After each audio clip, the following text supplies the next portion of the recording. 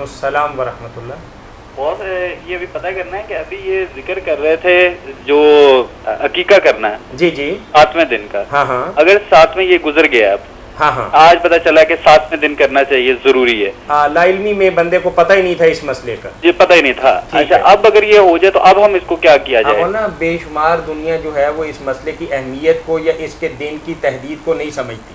بہت اچھا کیا میرے بھائی، واقعی ٹھیک بات ہے کہ جو دین کی باتیں سیکھنی چاہیے اور علماء کو سکھانی چاہیے، ادھر تو لوگ توجہ نہیں کرتے، جھگڑے اور لڑائی کی باتیں اور فرقہ وارانہ باتیں کرتے ہیں۔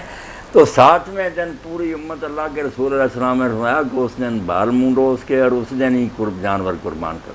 تو جو لوگ نہیں کر سکے وہ اب کر لیں، کوئی بات نہیں، انہیں علم نہیں تھا، مگر آئندہ کے لیے سارے میرے بہن بھائی اپنے ذہن میں اس کو بٹھا لیں کہ بچے کی پیدائش کا دن جو ہے اس سے 7واں دن اس میں کرنا عقیقہ۔ اب اگر آپ نہیں کر سکے کر دیں، فوراً کر دیں، اللہ تعالیٰ قبول فرمائے۔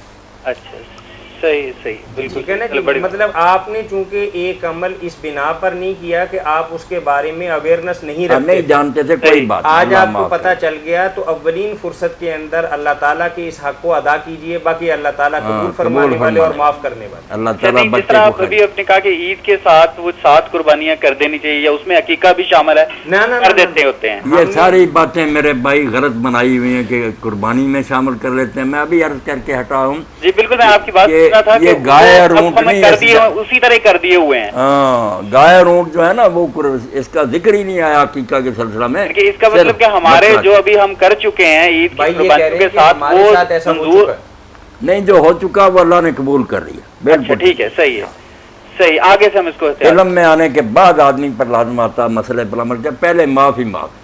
بہت شکریہ، بہت شکریہ۔